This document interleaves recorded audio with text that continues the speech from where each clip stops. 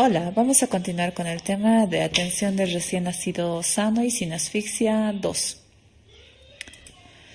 Continuando con el tema, bueno, ya teniendo al neonato estabilizado y después de haber realizado todos los procedimientos, vamos viendo, una vez evaluamos la cabeza, ya entre los hallazgos normales, lo que vamos a encontrar son una fontanela anterior o bregmática, que es romboidal, su diámetro mayor entre 1 a 4 centímetros y el cierre de ella es generalmente entre las 9 y 18 meses.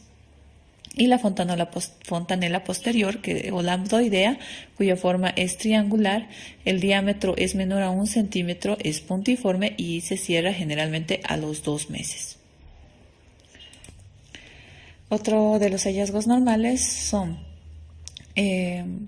primero, la cabeza es más grande en relación con el cuerpo. Puede existir el cabalgamiento óseo. Generalmente entre los huesos parietales. Luego tenemos el caput succedaneum, ya que este se va a presentar cuando existió trabajo de parto prolongado y se debe a un edema del tejido celular subcutáneo, como vemos en esta imagen. Se presenta al momento de nacer. No respeta suturas, es decir, puede abarcar parietal, puede abarcar el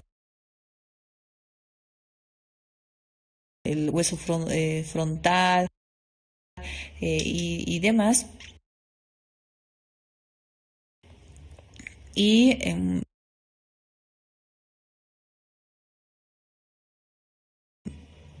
desaparece generalmente entre el segundo a tercer día de nacido.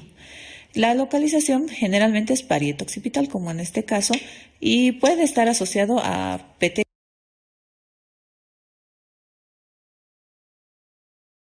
y equimosis. ¿Ya? Y esta es la representación gráfica del caput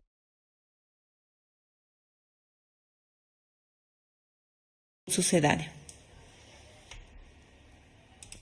Ya, y dentro de los hallazgos anormales tenemos el cefalohematoma, ya, que a diferencia del caput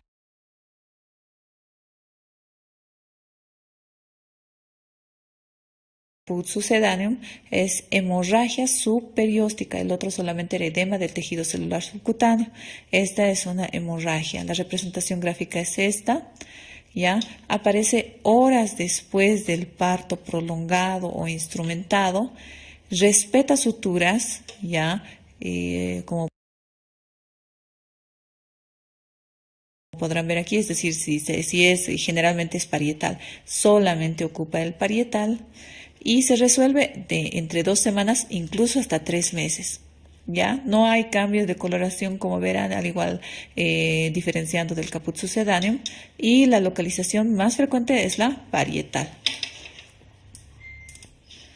Ya mencionando nuevamente algo que ya habíamos tomado en cuenta, es macrocefalia, ¿ya? Que es cuando el perímetro cefálico se encuentra por encima del percentil 90 en las curvas que les iba mencionando, y generalmente puede ser familiar, o puede ser debida a hidrocefalia. Por eso hay que controlar cuando un paciente nace con un perímetro cefálico elevado, hay que controlar, porque teóricamente por día ellos tienen crecimiento de la cabecita que no debe sobrepasar los 0.5 centímetros. Pero si fuera mucho mayor, pues ya tenemos que sospechar en hidrocefalia o algún tipo de acondroplasia. La microcefalia, que es cuando el perímetro cefálico se encuentra por debajo del percentil 5 o 3, de acuerdo a la curva que estemos tomando en cuenta, y puede ser también familiar, puede ser por infecciones TORCH o trisomías o causas genéticas. La trisomía 13, 18 se caracterizan por ellas, y la ingesta de alcohol en el embarazo, sobre todo en el primer trimestre. Por otro lado, las fontanelas amplias, muy amplias, nos hacen dar y también correlacionar o sospechar en cuanto a hipotiroidismo, trisomía 13, 18, 21 o desórdenes óseos. Entonces, a estos neonatos pues hay que vigilarlos muy de cerca. Entonces, los puntos que hay que tomar en cuenta son el tiempo del cierre de las fontanelas, ¿ya? Que como habíamos mencionado, la fontanela anterior se cierra entre las 9 y 18 meses, o es decir, hasta el año y medio, y la fontanela posterior a los 2 meses, ¿ya? Por otro lado, la diferencia del caput y el cefalohematoma, como les iba mencionando, el caput solamente es el edema del tejido celular subcutáneo, ¿ya? Pero el cefalohematoma es hemorragia, ¿ya? Subperióstica. El caput, como dice aquí el tiempo de remisión, el caput remite entre las primeras 2 y 3 días, y el cefalohematoma tarda en desaparecer desde las 2 semanas e inclusive hasta los 3 meses de vida, ¿ya? La repercusión que va a tomar, es decir, que va a abarcar, va a respetar las suturas, el cefalohematoma, y el que no respeta las suturas es el caput, ¿ya? Y la localización que generalmente va a ser en parietal, y a diferencia del caput, que va a ser parietoccipital el más frecuente. Y la primera causa de microcefalia son las infecciones, como mencionábamos. Por otro lado, la forma de la cabeza también nos va a llamar la atención, ¿ya? Por ejemplo, la escafocefalia, que va a ser la sutura precoz, la fusión precoz de la sutura sagital. La plagiocefalia anterior, que también puede ser posterior, que es el aplanamiento asimétrico de la cabeza, y esto generalmente es posicional. La braquicefalia, que es el aplanamiento simétrico, que también puede ser anterior o posterior, y la trigonocefalia, que se relaciona con la fusión precoz de la sutura metópica. En cuanto a continuando los hallazgos anormales, pueden existir los nódulos del cuero cabelludo, que son el signo del collar de pelo, ¿ya? Y de estas, el 20 al 37% podrían estar asociadas a malformaciones del sistema nervioso central, como los disrafismos, ¿ya? Por ende, estos pacientes tienen que tener una valoración por neurocirugía para una realización de una resonancia magnética y poder detectar algún tipo de anomalía neurológica. Pasando a los pabellones auriculares, entre los hallazgos normales debemos tomar en cuenta que deben ser simétricos. Se encuentran en una línea que trazamos que pasa por el ángulo interno del ojo. Debería estar el pabellón 1/3 superior por encima de esta línea, ¿ya? Después hay que también evidenciar el pabellón, que debe estar íntegro, y el conducto auditivo externo, que debe ser permeable. En cuanto a los hallazgos anormales, a nivel de los pabellones auriculares tenemos los plicomas o los papilomas o fositas preauriculares, o restos de estructuras branquiales embrionarias, ¿ya? Que pueden asociarse a malformaciones renales urinarias. Por eso es que cuando nace un pacientito que tenga algún plicoma o algún tejido cutáneo preauricular, se les realiza una ecografía renal para ver la estructura, ¿no? Si hay alguna malformación. Sin embargo, también tomar en cuenta que en últimos estudios han determinado que la probabilidad de patología renal en estos pacientes es igual que en un paciente que no tenga alteraciones en cuanto a plicomas preauriculares. En cuanto a los hallazgos anormales, debemos tomar en cuenta la implantación baja de pabellones auriculares, que puede estar relacionados con trisomías 13, 18 y 21, síndrome de Turner o Treacher-Collins, ¿no? Y cuando nos damos cuenta que hay implantación baja, entonces en la línea que hemos dicho imaginaria, que pasa por el ángulo interno del ojo, que está por debajo de ella. Pasando a la cara, bueno, en cuanto a los ojos, son cerrados generalmente, existe discreto edema palpebral, que esto va remitiendo paulatinamente con el pasar de las horas. Puede haber hemorragias subconjuntivales, o solamente la vasodilatación de las venitas a ese nivel, que también no tiene significancia.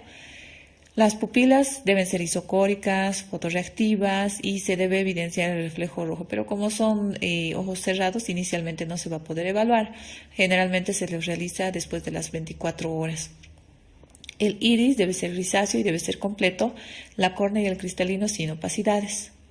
La nariz debe ser poco prominente, flexible. Puede existir un aleteo nasal inicial, pero este no debe ser persistente y la respiración no debe ser ruidosa. Y además hay que evaluar las coanas permeables. Esto se puede evaluar cerrando la boca y si presenta dificultad respiratoria. Hablando de la boca y el paladar, ya debe existir simetría, ya debe ser íntegro, ya los labios íntegros, rosados, húmedos, ya los dientes pueden aparecer o nacer niños con dientes que pueden relacionarse con malformaciones o síndromes, o pueden no tener una relación, ¿no? Sin embargo, pueden presentar.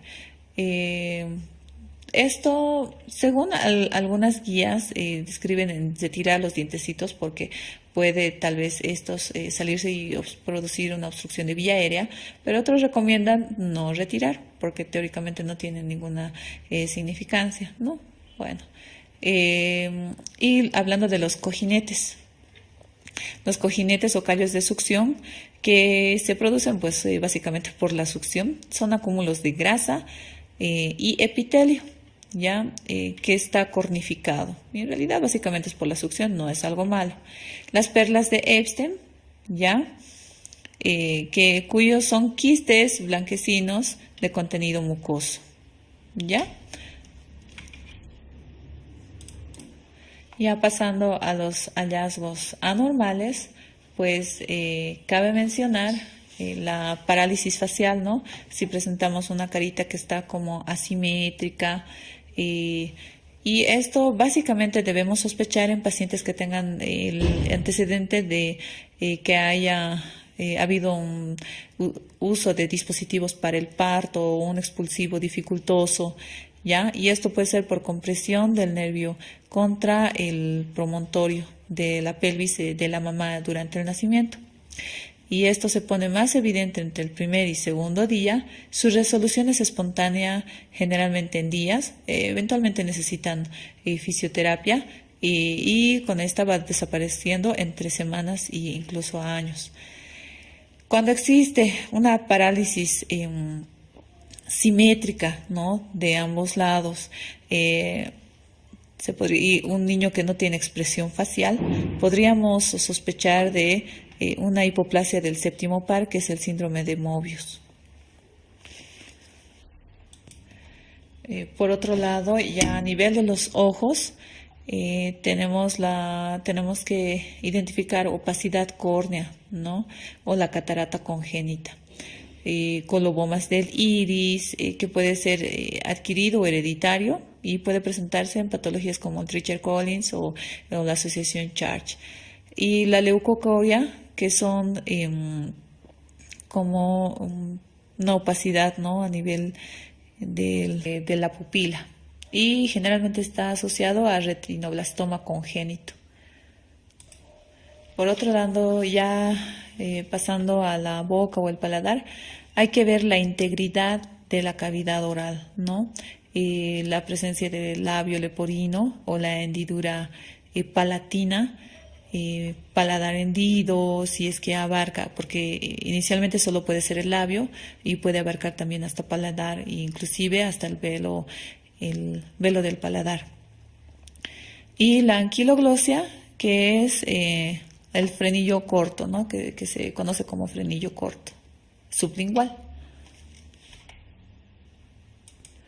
A nivel del cuello, los hallazgos normales son el cuello generalmente es corto, semeja a un pequeño pliegue, ¿ya?, que es pequeño, ¿no?, como aquí vemos.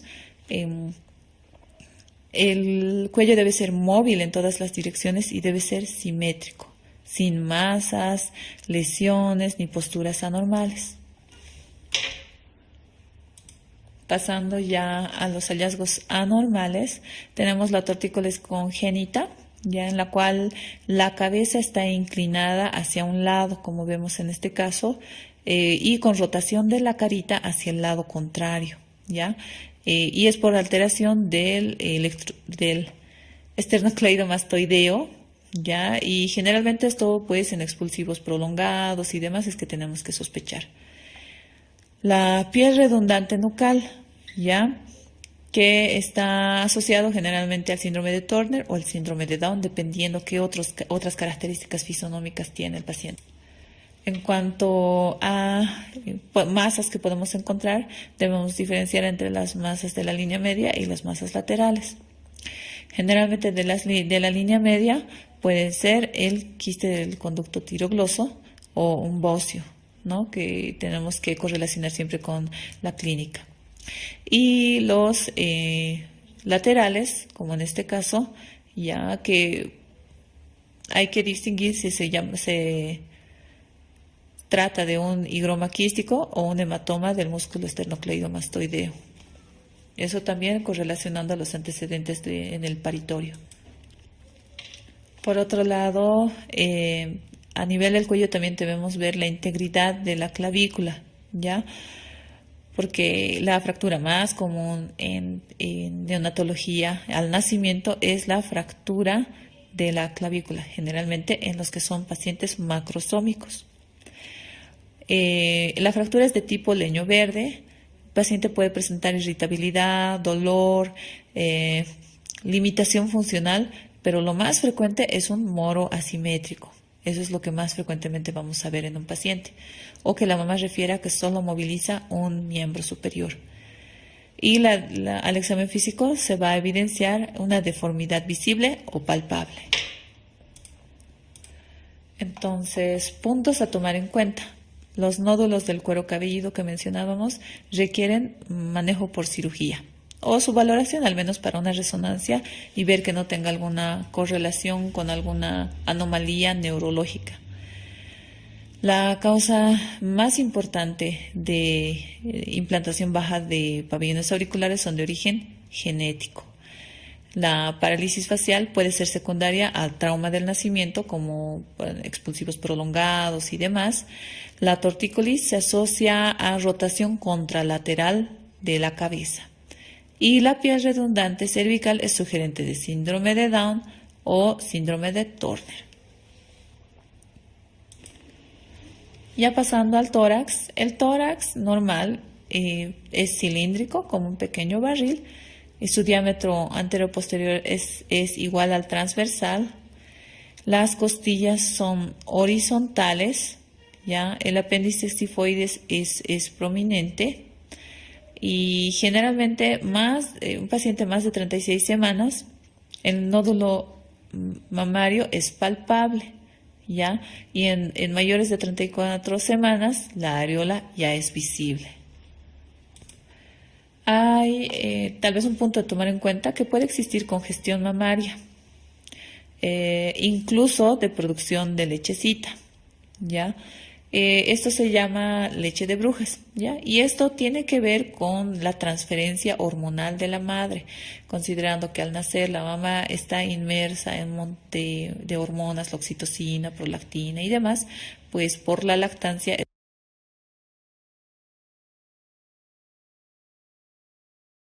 estas hormonas pasan al bebé. Por ende, el bebé puede presentar un aumento del tamaño de las mamas o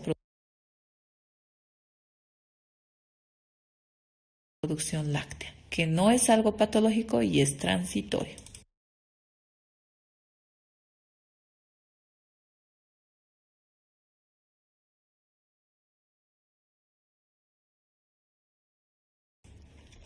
Ya pasando a los hallazgos anormales, tenemos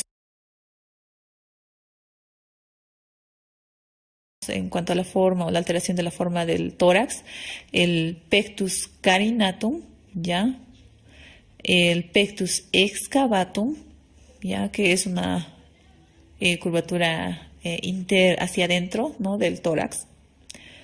Puede existir hipoplasia o agenesia unilateral del pectoral. o del músculo pectoral, que es el síndrome de Poland, o los pezones que pueden estar muy separados, o hipertelorismo mamario, que se presenta generalmente en síndrome de Turner. Por ende, si encontramos este hallazgo, debemos buscar otros rasgos fisonómicos. O un tórax pequeño que nos puede mostrar hipoplasia pulmonar.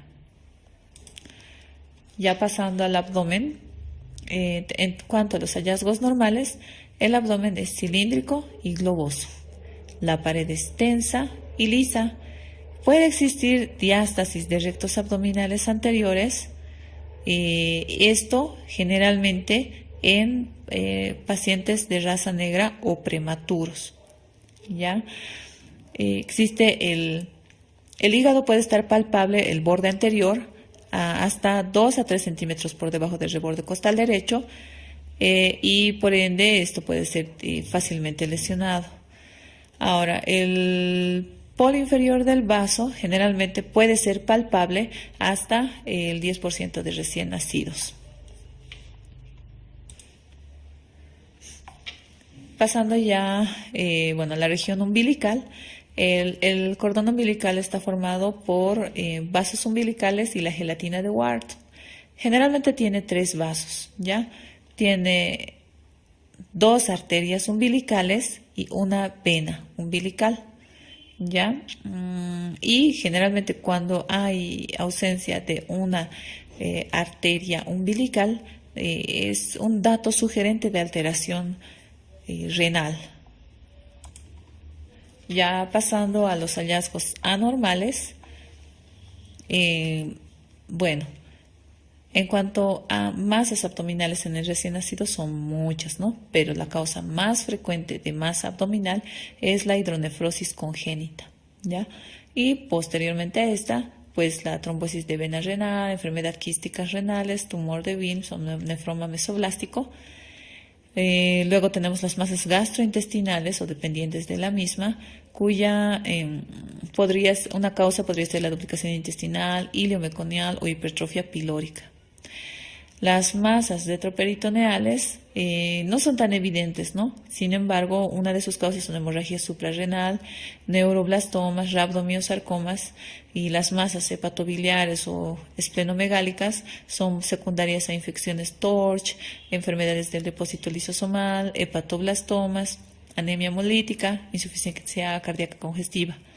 Y las masas genitales, generalmente en el sexo femenino, las masas ováricas.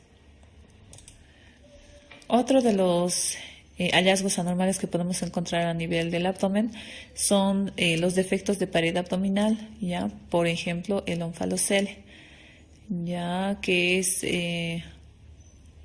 una hernia dentro del cordón umbilical.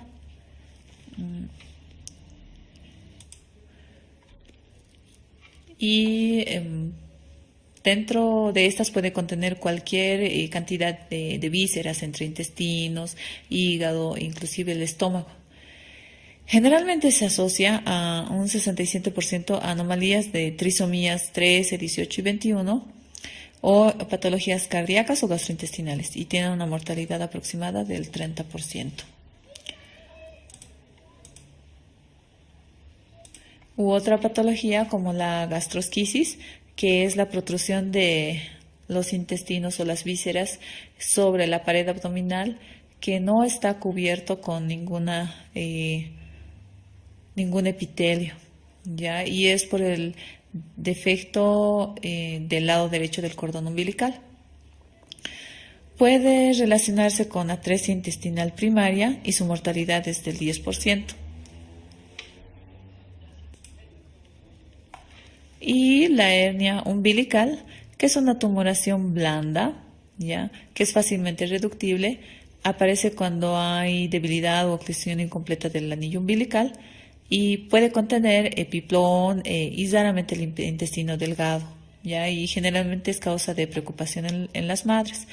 Esto, obviamente el tratamiento en las previas y en estas son quirúrgicas, pero esta generalmente se puede esperar hasta el año de edad para su manejo, a diferencia de las otras.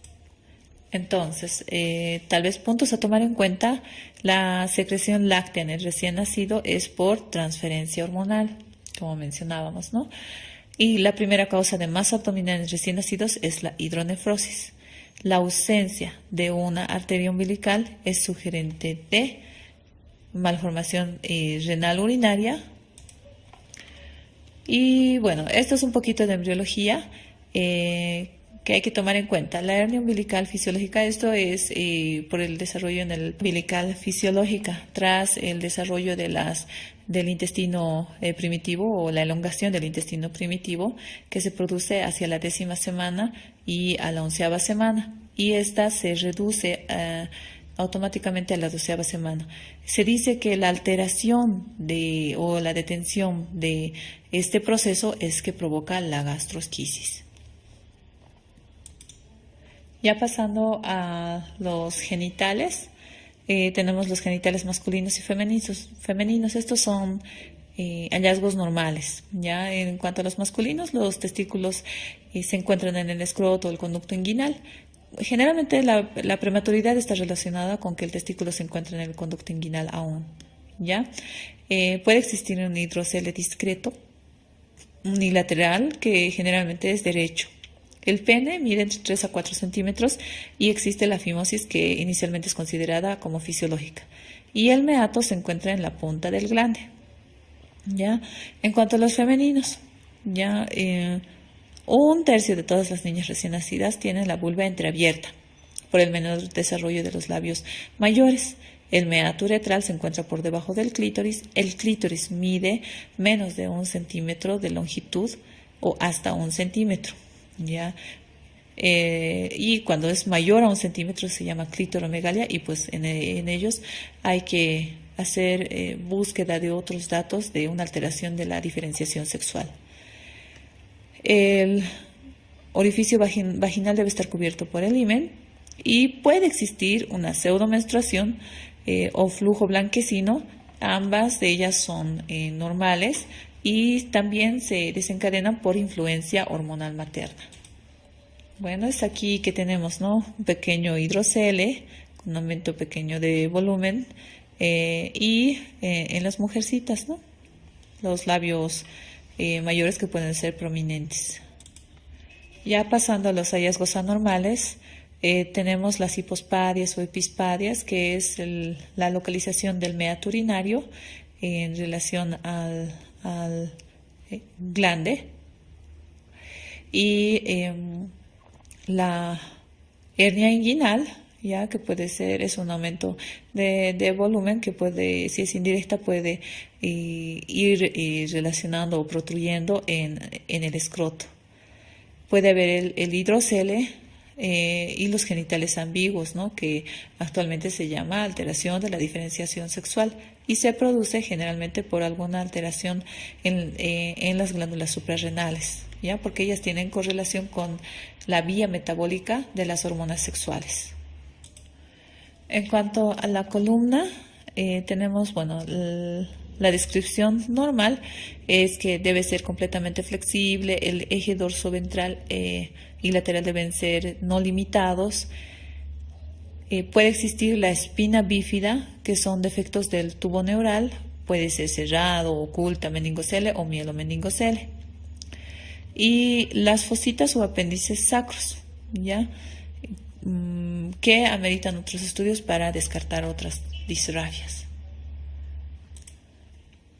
Ya, y bueno, ya pasando a las extremidades, pueden existir lesiones del plexo braquial que se presentan generalmente entre 1 a 4 por cada 1000 recién nacidos vivos. Esto es un pesquisaje en Estados Unidos. La parálisis de Herb-Duchenne, que es la más frecuente, y generalmente es una parálisis de las raíces C5 a C7, ¿ya? Y básicamente esta es la presentación de un paciente con Herb-Duchenne. La parálisis de Comte, que es muy rara, pero se caracteriza por una lesión entre la C8 y la T1. Ya, continuando, en cuanto a hallazgos anormales en las manos y en los dedos, generalmente son, bueno, alteraciones tanto del número, de la forma. Por ejemplo, la braquidactilia, ya, que es el acortamiento anormal y desproporcionado de un grupo de huesos o dedos completos, es decir, más pequeños. La aracnodactilia, que se produce por hiperlaxitud familiar y puede estar asociado al síndrome de Marfan. La clinodactilia, que es una anomalía de la angulación de los deditos. La camptodactilia, que es una imposibilidad de la extensión de los dedos, o sea, extensión completa. La sindactilia, que es la fusión entre dos dedos. Y la polidactilia, el mayor número, ¿no?, al esperado, por ejemplo, en este caso con unos 6 deditos. Ya hablando de los miembros inferiores, tenemos el pie equinovaro, ya como en esta imagen, el metatarso aducido, ya, y el pie talocalcáneo, que son patologías que requieren la valoración traumatológica correspondiente al nacimiento. A nivel de la cadera, tenemos, hay que descartar obviamente con nuestros antecedentes, ¿no?, si el producto previo de la mamá tenía displasia de cadera. Entonces debemos realizar un examen dirigido a descartar justamente luxación congénita de cadera. ¿Ya? Existen dos maniobras que son conocidas, la de Barlow y la de Ortolani, ¿ya? En las cuales se luxa la cadera. En un caso de anomalía producen un clic por la salida de la cabeza del fémur del acetábulo, y generalmente el 10% de los recién nacidos presentan un hallazgo positivo. Cuando son menos de 3 meses, el primer examen complementario a realizarse para displasia de cadera se realiza con la ecografía. Por otro lado, en cuanto al estado neurológico, debemos ver la conexión con el medio. Primero, la apertura ocular, los movimientos de los ojos, la cara, extremidades, si hay simetría en sus movimientos, la reacción al sonido y manipulación. Y el examen motor, el tono y la postura, ya la progresión cefalocaudal, la reacción al enderezamiento y la extensión muscular. La motilidad y la fuerza, generalmente esto después de las 32 semanas, que tienen un movimiento predominante flexor al unísono, y mayores a 36 semanas, flexor activo alternante. Por otro lado, otros hallazgos son los reflejos primitivos, ¿no? El reflejo de Moro, que es una abducción y extensión de los miembros superiores, seguidas de una flexión y apertura de las manos. Esto se presenta a partir de las 32 semanas, ¿ya? La prensión palmar, ya, que es la flexión de los dedos al contacto con la palma o la planta. Otro de los reflejos primitivos, la marcha automática, ya, que es cuando intercalan la posición de los miembros inferiores cuando se realiza la cercanía, ¿no?, en una superficie. Y la succión, que se presenta a partir de las 34 semanas de gestación. Y el reflejo de búsqueda, cuando se estimula en uno de los dos lados de las comisuras y produce que el neonato busque para la succión, o sea, mueva la cabeza hacia el lugar donde están estimulando. Y bueno, gracias. Espero les haya gustado. Esta es la conclusión del tema de atención al recién nacido y sin asfixia.